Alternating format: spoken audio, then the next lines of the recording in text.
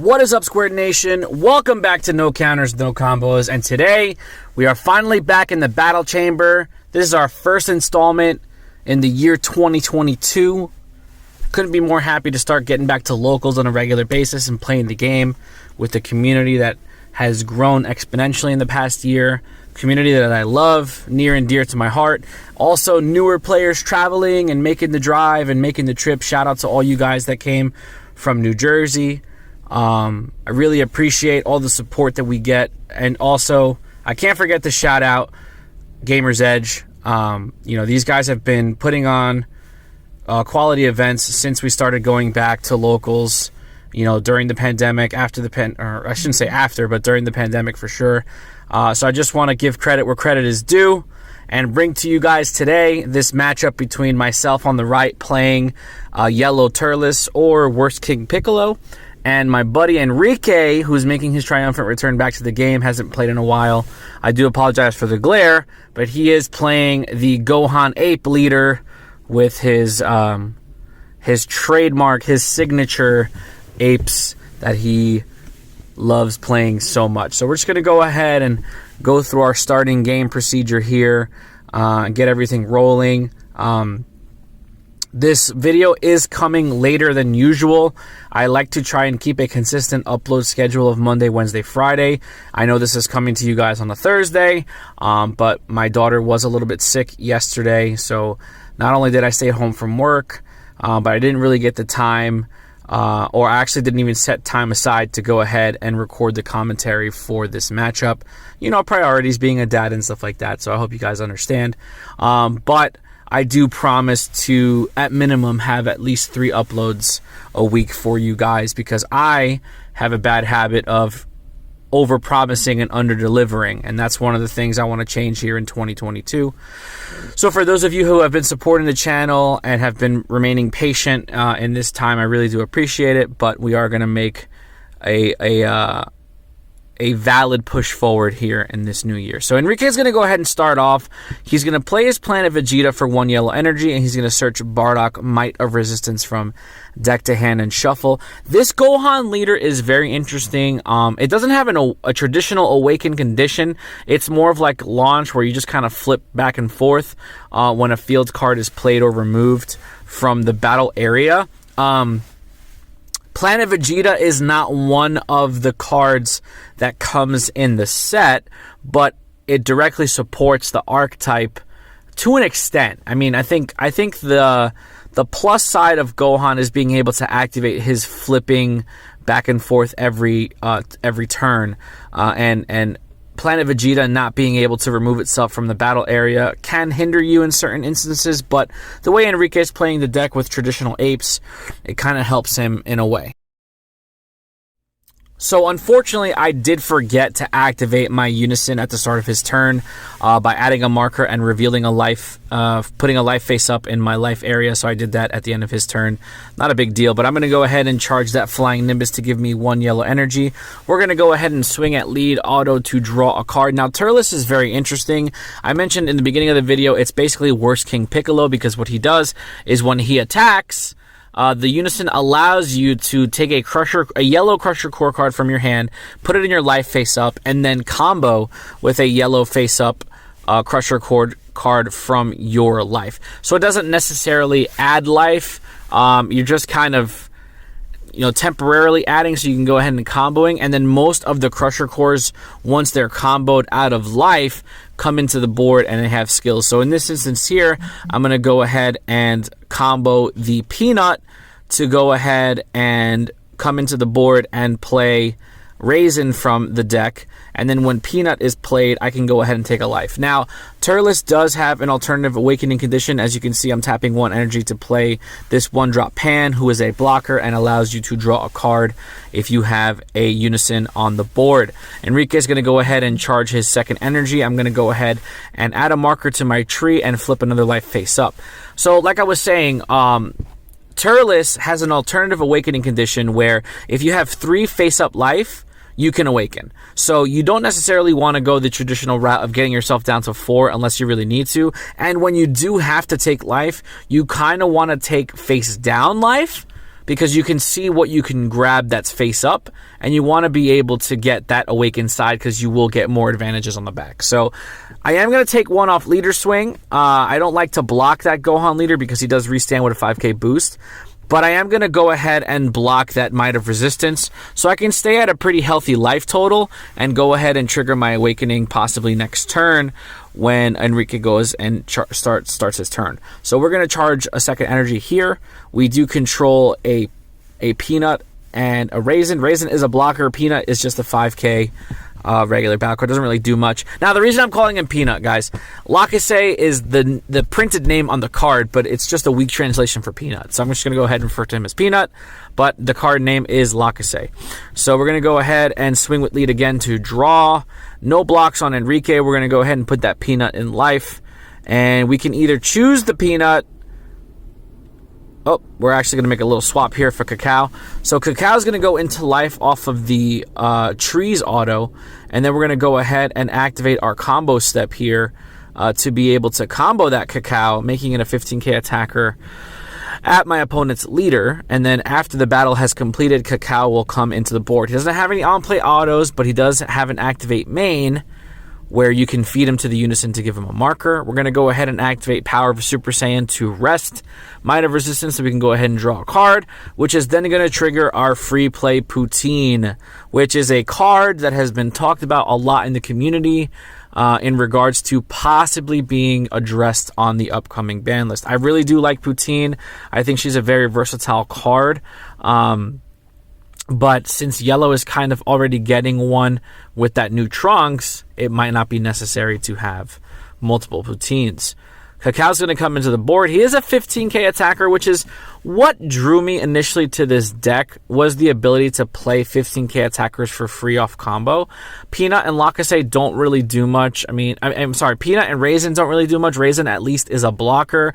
Peanut just kind of sits there and is combo fodder, which is why I say it's worse King Piccolo. Most of the battle cards that come into play off of King Piccolo are 15Ks regardless, and they do something on entry. I believe Symbol, Neg's a battle card.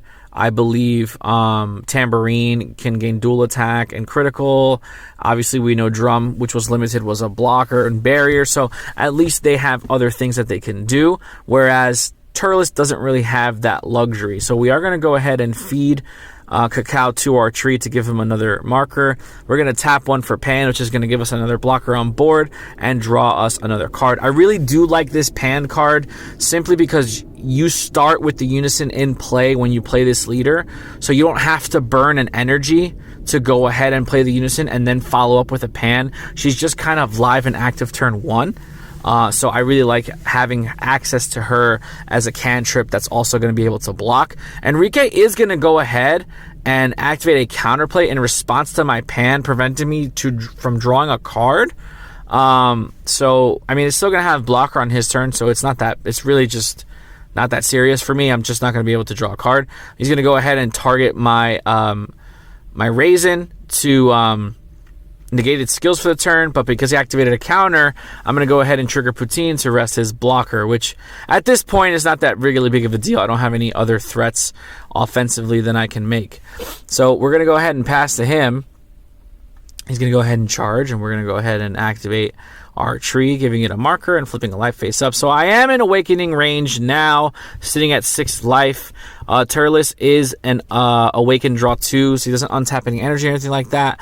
But drawing 2 in this deck is very good because the deck is very energy efficient. That's another one of the main reasons that attracted me to Turles. He is very energy efficient. Most of his plays come in for free, if not for a very minimal amount of energy investment, which in this stage of the game is very crucial. Now, we're going to go ahead and block Might of Resistance because we don't want to take critical damage, and we don't like blocking Gohan because we don't want that restand. However, I did notice that Enrique hasn't been activating his leader's ability to rest the battle card on swing. So I'm wondering if he just forgot or if I just misread the card and have a different understanding of how that effect actually works. So we're going to go ahead and combo out that leader swing. He's going to pass turn, restand his Might of Resistance with Planet Vegeta. He's sitting at 3 active yellow energy. I'm going to go ahead and charge for the turn here so we can get it rolling. Let's see what we decide to put in the charge zone to give me my 3rd yellow energy this turn. Now, sadly enough, right, Apes are not heavily played in the meta anymore as they used to be. But for me, personally, it's a very bad matchup because Planet Vegeta constantly restands the Apes, and I do have effects that I can resolve on rested battle cards, and I barely get the opportunity to do that because the Apes just keep restanding. So we're going to go ahead and charge our Frieza Army reinforcements here, giving us 3 yellow energy, and let's see how we decide to play out this turn. A lot of the times, yellow has had issues with drawing cards. I don't feel like Turles draws a lot naturally, so I think he really relies on having support to draw. That's why I play the Pans, and that's why I play, spoiler alert, I do play a couple copies of Saiyan Instincts in this deck, so it just mitigates that lack of draw, especially because you're so energy efficient. Sometimes you just sit there with energy open and nothing to do. So we're going to go ahead and swing with our lead, auto draw. We're going to put the Cacao from hand into life. We're going to combo with the Cacao, making my leader a 20k swing. He's going to go ahead and enter his combo step, tap 2 for Raiders, which is going to make his leader 25, essentially saving him the damage. Now, Raiders Warcry is a very interesting card here because he's going to come into play and immediately rest one of my cards, and I'm going to go ahead and resolve Poutine because Raiders came in off of a skill. So we're going to go ahead and rest. Actually, I think I go ahead and rest his Might of Resistance because it is a blocker and Raiders isn't. Seeing that it's my turn defensively, Double Strike means nothing to me at this point. So that's a misplay on my part, resting that Raiders. But he is going to rest my Cacao, so it's one less swing I have, which again is kind of bad because you want to be able to put your guys on board for free, swing with them, and then especially when it comes into perspective for Cacao, you want to be able to feed him to your Unison to go ahead and get that extra marker. But we're going to pass turn there. Our Unison is sitting at 6 markers right now, so it's very difficult to deal with the tree because it's a 16k base, so unawakened leaders have a really tough time pressuring it.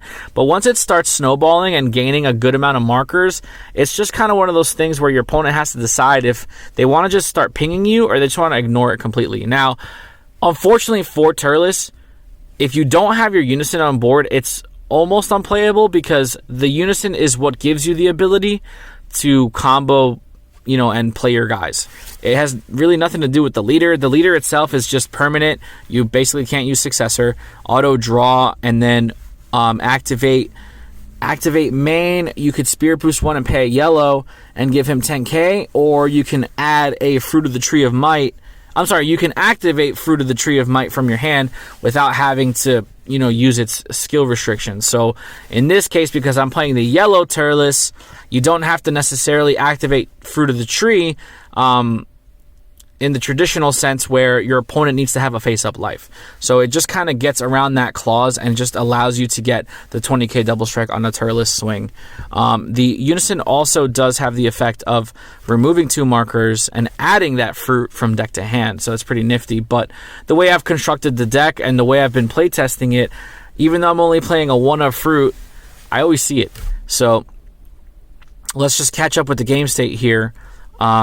I have 3 untapped energy. Might of Resistance has gone ahead and removed my battle cards. And he's going to use his Raiders. This is what I was talking about before. He's going to use his Raiders, being a double striker, to go into my Unison. But at that point, there's nothing for him to do because he had gained such a significantly high amount of markers.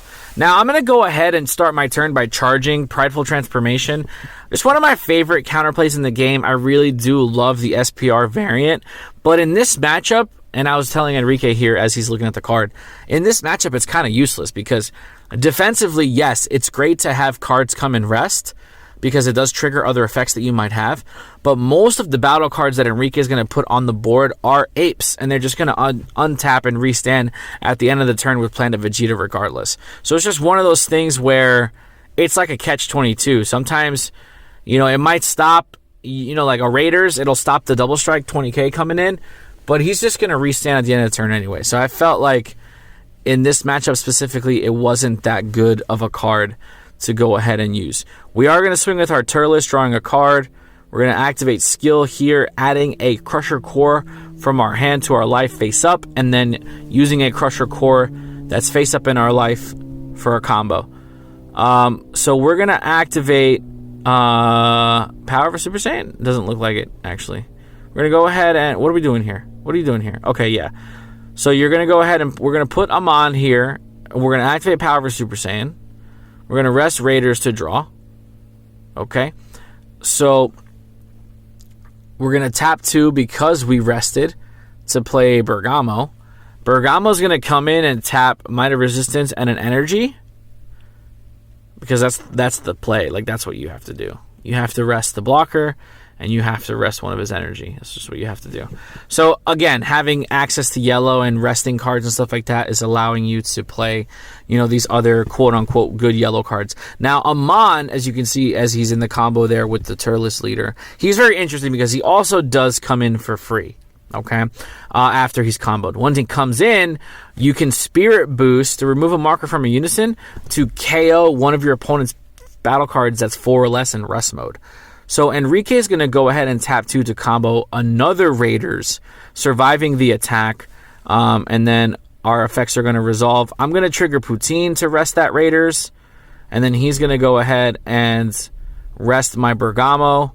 I'm going to go ahead and target my Amon here to Spirit Boost off of the unison to go ahead and KO one of his Raiders. So as you can see, there's a lot of back and forth with resting and activating, skills and battle cards and stuff like that. So it's just a very difficult matchup. It's very, what's the word I'm looking for? Awkward, maybe, is the word I'm looking for, because it's not something that you see in the meta a lot, especially recently. So we're going to go ahead and swing with Amon here, or Amon. I like Amon because it sounds like a badass, like Egyptian, like warrior or something, but it's probably pronounced Ammon because it's based off almond. I guess it all depends on how you pronounce almond. Are you an almond person or an Ammon person? I'm an almond person, so this is Amon. Anyway, back to the game here. So what are we sitting at? We're just contemplating here. Combo. Okay, we're going to put a Saiyan Instinct into the drop, making Amon a 20k attacker. What are you doing? What are you going to do, buddy? You're going to combo out? What are you going to do?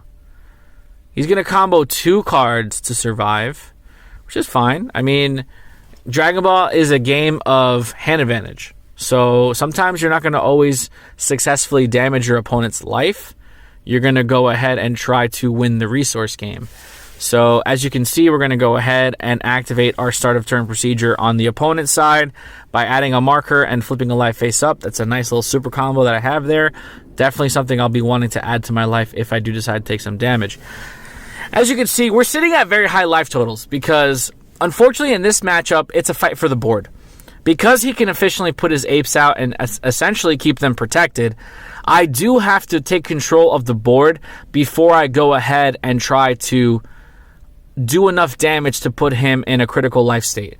So this is one of the longer matchups you might come across between these two decks, simply because there's really no give. Like, nobody wants to make that mistake where they're going to put themselves in a position to where they're going to be the first player that's vulnerable. So he's going to go ahead and swing Might at Resistance into my Almond, and then he's going to go ahead and swing Raiders into Bergamo. Now, here's a tough decision because Bergamo is a very efficient attacker, being a 20k, but sometimes you just don't want to give up the cards in your hand to save battle cards, knowing that you're at a respectable life total where you're pretty safe. So sometimes you just got to let them go. Now, the sad part about it is Bergamo is only a one-of now because of the ban list restrictions. So it's almost impossible to replay him again and get that value. We're going to go ahead and untap. We're going to charge our 5th. Are we not charging? I don't think we charge here. We're just going to stay at 4. That's the other thing, too. A lot of these decks are so efficient on energy that you don't necessarily need to charge past a certain point. So it's something that I also found interesting. We're going to swing with lead here to auto draw. We're going to activate our skill to put the cacao in the life face up. We're going to go ahead and, instead of using cacao, we're going to go ahead and use Peanut, making my Turles a 20k swing. Enrique is going to go down to 6. Peanut's going to come in, activate his 2 autos, one playing the Raisin from the deck, and the other giving me the ability to choose one of my cards in life and add it to my hand if I want to. So at this point, I'm sitting at 1, 2, 3, 4. I'm sitting at 5. I'm going to go ahead and add that Return of the Dragon Fist to my hand because that card is a monster. It's definitely a win con for yellow, especially if you have a Unison and you're able to activate the Spirit Boost effects. It's something that you definitely want to be able to have so you can drop it at any given moment. We're going to go ahead and tap 2 for Saiyan Instincts, drawing some more cards here, just kind of beefing up our potential defense in hand, which again is important when you're facing down 2 of the bigger apes that you're going to have to deal with in this matchup. So I'm going to pass to Enrique, uptick my Unison, and reveal my last life. As you can see, we have a good assortment of cards there. We're sitting at 5. There's a Power Super Saiyan, there's a Pan, there's a Cacao, there's a Krillin Super Combo, and there's a Raisin in there. So we have a good amount of cards in our life. Enrique is going to go ahead and Raiders into my tree, putting me down from 5 to 3. Might of Resistance is also going to go into the tree, putting me down from 3 to 2. And then Gohan Leader is going to go ahead and swing at my Unison, putting me down to 1. So this is the first time in the game that I've been at a low marker total with my Unison. So as you can see, he just removed 4 markers.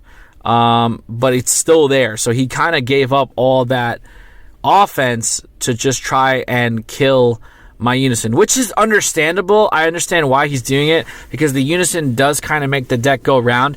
But there is a certain point when you're playing this Turles deck that once all of your life is flipped up or you've used a good amount of Crusher Cores in combo, you don't necessarily need to continue doing that effect, which is why I say it's worse King Piccolo.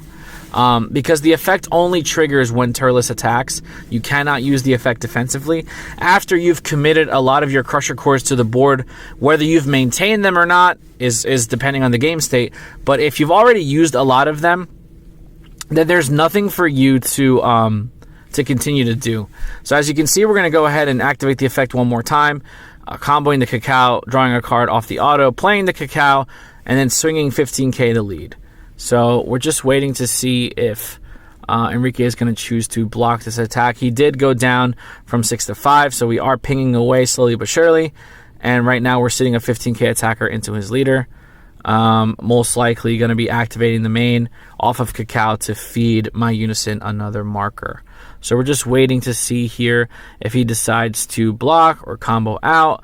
For the most part, I believe, if I'm not mistaken, he takes the damage and goes down to 4. Yeah, so we're going to go ahead, activate main, feed the Unison, add a marker to him. We have 2 active yellows, but that's pretty much it. There's nothing more that I could do, which is kind of where Turles falls off for me, in my opinion. Yeah, it's really nice starting off with a Unison. It's really nice being able to increase markers on your opponent's turn.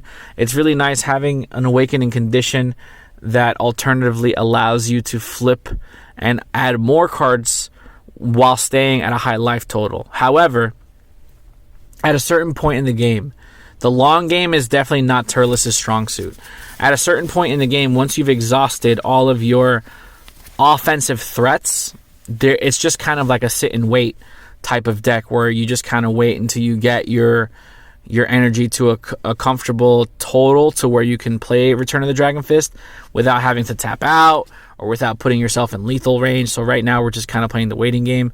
Enrique is going to go ahead and attack me. I'm going to negate with Frieza Armor Reinforcements, finally putting myself down to 4, which is going to turn my super combos on. We are going to go ahead and block the attack with the token off Might of Resistance, and then his leader is going to go ahead and swing at my Unison, putting me down to 2 markers. Now, the only sad part about the Gohan leader is he does not draw on attack.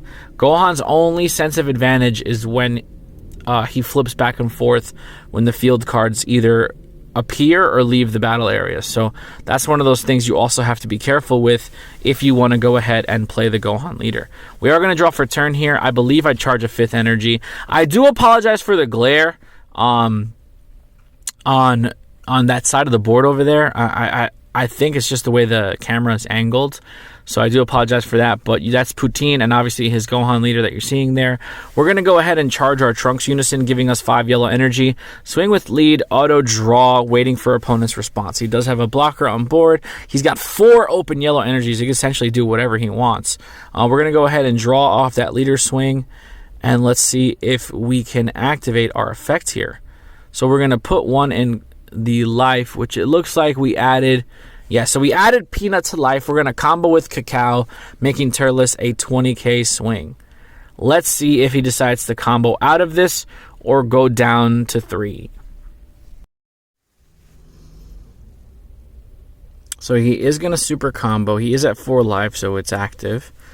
Krillin super combo is so good. Like, all these bottom deck draw 2 super combos are just so good. We're going to go ahead and play our Cacao off of that combo with the Turles. I'm going to go ahead and swing at lead. He's going to block with Might of Resistance. I'm not going to combo there. Might of Resistance is finally going to die. Remember, he played that turn 1, so that guy has been on board for quite some time.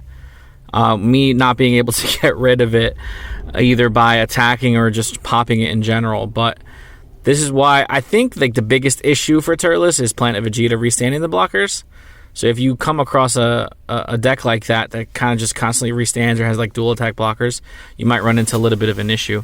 I'm not going to feed the Unison the Cacao because I need the pressure on board. That might have been a misplay on my part because it now gives Enrique a valid target to attack to. That's not my leader or my Unison. So I have to see how everything plays out, and he does have a lot of energy to expend. So he's going to go ahead and Raiders into my Unison. I'm going to block that with Raisin, and then he's going to leader swing into my Unison, putting me down from 3 to 2. And he's just going to pass turn. So I don't know where he's trying to get at here. I mean, he's got 6 energy. As you can see, the 2 King Vegeta Unisons and the March of the Great Apes in charge. By now, you would think that some of these would have been played, but maybe he just hasn't drawn his second copy of March yet. So yeah, I mean, I'm not complaining because if you get a board full of apes, it's just hard to pivot. We're going to go ahead and charge our 6th energy here, and we're off to the races. 6 energy is a lot of energy for yellow nowadays, especially with this deck being so efficient, as I mentioned earlier. So let's see how this turn plays out. I do have 2 markers on my Unison. We're going to go ahead and swing at lead with Turles, which is going to allow me to automatically draw a card off the auto. I need to see, though, if I'm going to add a Crusher Core into my life to combo with.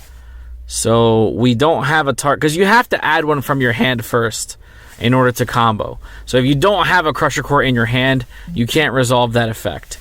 So we're going to go ahead and just swing with Turles to auto draw. I was hoping to get a Crusher Core off the draw there, but I wasn't able to. So right now we're sitting at 15. We're going to combo the Peanut to put him up to 20 and see if Enrique decides to... Okay, so he's going to take the life figure down to 3. We're going to swing with Cacao, 15 to lead. And let's see if he decides to... I mean, he's got a ton of energy open, so it is something that I have to be mindful of. We're going to go ahead and power the Super Saiyan to rest that Raiders to draw a card. And let's see what else we got here as far as offensive combos is concerned. I'm going to super combo up to 25. Bottom deck, draw 2. I am at 4 life, so it is active. At this point, it looks like I'm just trying to force him down to 2 to hit him with that double strike. But he does have 6 energy open, so it's not always like a sure thing. You know, you got to make sure that you dwindle down your opponent's resources to a point where it's uncomfortable for them to maintain, and also put them within striking distance so that you can ensure yourself a victory. It is a lot of cat and mouse when it gets to this stage in the game. We're going to tap 3 for Return of the Dragon Fist, because obviously, why not? 8 drop, 25k, double strike, has deflect. Activate main Spirit Boost 2.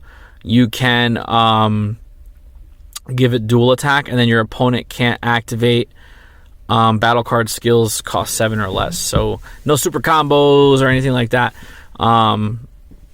So he's going to be very interesting to answer, because you can't super combo, and then most of the apes are 1 cost 10k combos, so the only thing you got to do is just outright negate this guy. So I played him now because I have enough energy to where if this falls flat, I can still pivot either defensively or follow up. Because 3 energy, like I said, I could play Unison or I could do something. I did have to give up my tree. Like I said earlier, at some points in the game, you don't need your tree out anymore. He's going to go ahead and tap 1 for Nimbus on my swing. I'm going to respond because I need to win, right? So I'm going to go ahead and respond with Cooler. So I'm going to counter his Nimbus. Play Cooler on play here. So I'm going to draw 2 cards because I have more than 6 cards in rest. So that is going to stop his Nimbus and allow my attack on Return of the Dragon Fist to continue to go through. He, however, is going to answer with Tyrannical Blow in response to the Cooler being played. So I don't get to draw the 2 cards. I still get to counter the Nimbus, stopping that. But he is going to Tyrannical Blow on Cooler's play, which is going to prevent me from drawing the 2 cards. Now, here is where we got into a little bit of a discrepancy. Tyrannical Blow has 2 skills. It is a counterplay, and it does shut off the skills of the card being played. But then you can also choose a battle card or a Unison that's already in play on your opponent's side and negate their skills. So essentially, Tyrannical Blow is going to stop Cooler from drawing the 2, but then he's going to go ahead and target my Return of the Dragon Fist, essentially shutting off its double strike and its dual attack. Now, I initially thought that was fine, but then I realized that Return of the Dragon Fist has deflect. Now, you're going to see a lot of pointing, and you're going to see a lot of just hands moving and like cards, and just like basically we're in the stage of trying to figure out what the correct ruling is before we call a judge if we're unclear on what's going on. So Enrique is explaining to me that he goes ahead and activates this card's skill, and then he targets my existing card on the board. And then it dawns on me that Dragon Fist has deflect. So deflect as a keyword states that these battle cards with deflect are unaffected by counterplay cards. Now, Enrique's argument was the counterplay that he was activating is in response to Cooler, and the second part of the effect takes place on a card that's already existing. So we needed to clarify if deflect as a whole dodges counterplay, or it only dodges counterplay when the card is played. So shout out to Hudson, who actually helped us resolve the ruling. He came over and explained that deflect as a keyword basically can be looked at as a permanent, that it is not affected by counterplay skills. Whether it's the card that's being played or a card that's already been successfully played, cards with deflect cannot be affected by effects in counterplay timing. Now, you have to specify counterplay timing, because if you look at Tyrannical Blow, all of his effects of Tyrannical Blow take place in the counterplay window. Now, if it was like, I'll use Frieza Charismatic Villain, for example. Frieza Charismatic Villain is a counterplay, but the effect of destroying a card that's 7 or less on your opponent's side is an auto. So if Tyrannical Blow was counterplay and then auto timing for the second effect, 100% Dragon Fist would be affected. But because Tyrannical Blow's texts resolve in counterplay timing, the counterplay does not essentially affect cards with deflect. So that's what we had to iron out. It's the first time I've ever come across this specific interaction. Not a lot of people are playing Tyrannical Blow right now. It is a great card, but it's not something that you would see normally. So the fact that cards with deflect are unaffected by counterplay cards in counterplay timing is something that I needed clarification on, especially because I haven't played in a couple months, but I just also have never come across this interaction. So after all was said and done, we reviewed everything, and we came to the conclusion that Tyrannical Blow comes in and counterplays Cooler's ability of the auto to draw 2. The counter still goes through on Cooler. So essentially the effect of Dragon Fist is still active, where he's a dual attack double strike for the turn, and Tyrannical Blow cannot shut that off because that clause is still in counterplay timing, and because Deflect is unaffected by counterplay, essentially I get to dodge that negation. So right now we're just going to catch everything up and go ahead and replay this attack. It's a 25k double strike dual attack to my opponent's leader. So right now I have to decide whether or not I want a combo. And here's the problem. Because he has so much energy open, I might have made the mistake of not comboing higher into this attack. Because now, if I swing again and he has another negate, I essentially just kind of shit the bed, so to speak. Excuse my language. So, because I used the Cooler to negate that Nimbus, I had to ensure myself the double strike going through. Even though he is a dual attacker, I put myself on the line of losing to another counter because he has energy open. Now, as you can see, his hand there on the screen didn't really have anything except for like ape combos, but it's not an assumption that you can make safely. So for future reference, if you guys ever are pushing for double strike for game and your opponent responds with a counter and you go ahead and have enough energy to tap to play Swift Retaliation Cooler, try to kill them with that swing, because if they still have energy up for a follow-up counter, you're going to be the one with egg on your face, after the fact if they still have it. So he didn't play the Bardock Might of Resistance off combo, which I realize now it probably could have saved him because it would have given him a blocker. But at this point here, I'm just going to shotgun because 25, 35, 45, 50, 55, 60, 65, 70, 75, double strike, knowing that he's got a lot of 10Ks in his hand. He plays a lot of extra cards because of the field clause on the Gohan leader. So I know that it's going to be not only hard for him, but if he does manage to combo out, he's going to go on his turn and not have a lot to do. Because if he dumps his whole hand to combo out, I'm just going to pass turn. And he's going to start his turn by drawing one card, knowing that his leader doesn't inherently draw and swing. He's going to have one card to operate his entire turn with. So he's just kind of reading everything to make sure that it's game, or he's going to try and combo out. Now, like I said, misplay on his part.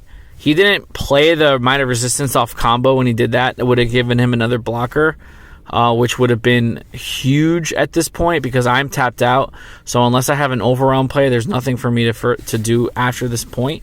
But I think it's just kind of in the heat of the moment. Sometimes you forget to trigger certain things.